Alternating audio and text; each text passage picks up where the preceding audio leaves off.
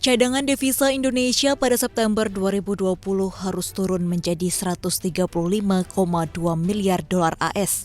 Padahal pada bulan sebelumnya, alias di Agustus 2020, cadangan devisa Indonesia sempat menyentuh rekor tertingginya sepanjang masa, yakni senilai 137 miliar dolar Amerika Serikat. Penurunan cadangan devisa di September 2020 terjadi karena pembayaran utang luar negeri pemerintah. Selain itu, terkurasnya CADEV juga dipicu peningkatan kebutuhan dolar AS untuk stabilisasi nilai tukar rupiah di tengah ketidakpastian pasar.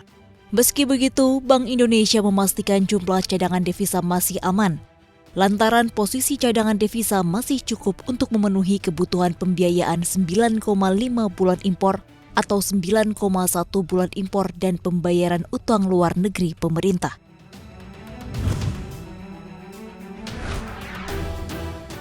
Meningkatnya kasus COVID-19 secara global memberikan berdampak ke harga minyak mentah Indonesia atau ICP di bulan September 2020.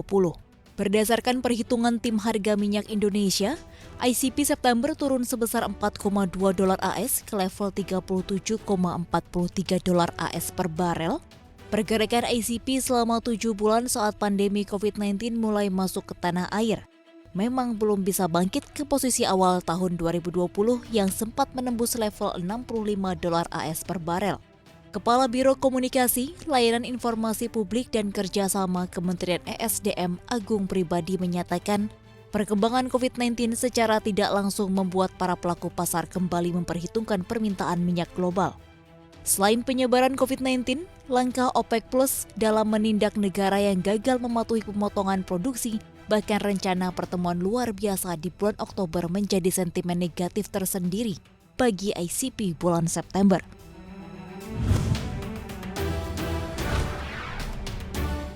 Pandemi COVID-19 membuat ekonomi di tanah air meriang. Badan Pusat Statistik melansir sebagian besar perusahaan terdampak pandemi COVID-19.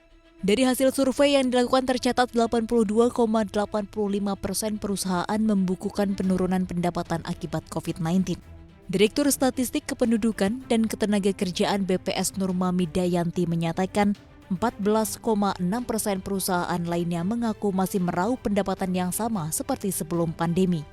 Sementara 2,55% perusahaan menyatakan pendapatannya justru meningkat.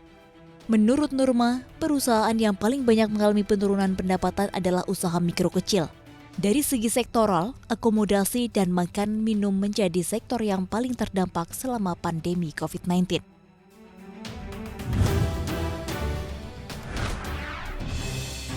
Setelah sempat mendadak mengakhiri negosiasi dengan Demokrat tentang paket bantuan ekonomi untuk warga Amerika Serikat yang terdampak pandemi virus corona, Presiden Donald Trump kini memberikan sinyal baru. Trump menyatakan pihaknya akan melanjutkan negosiasi stimulus uang bagi masyarakat negeri Paman Sam sebesar 1.200 dolar AS atau setara 17,6 juta rupiah. Rencana stimulus macet di DPR karena perbedaan anggaran yang disodorkan pemerintah dan Partai Demokrat. Anggaran dari Demokrat lebih tinggi dari yang diajukan pemerintahan Trump. Dan Trump menilai anggaran dari Partai Demokrat banyak yang mengalir ke daerah-daerah Demokrat dan tak terkait COVID-19. Beberapa jam kemudian, Donald Trump kembali membuka negosiasi dengan Ketua DPR Nancy Pelosi. Donald Trump berkata siap langsung menekan stimulus tersebut.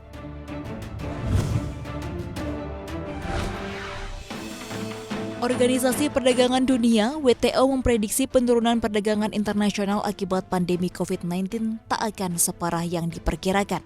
Namun memerlukan waktu yang lama untuk kembali pulih, seperti keadaan sebelum pandemi.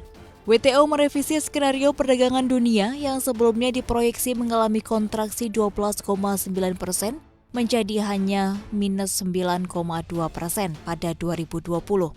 Meski begitu, berdasarkan konsensus, WTO menempatkan penurunan PDB tertimbang pasar dunia pada 2020 akan minus 4,8% atau lebih buruk dibandingkan skenario badan ini April lalu, yaitu ekonomi global mencetak minus 2,5%.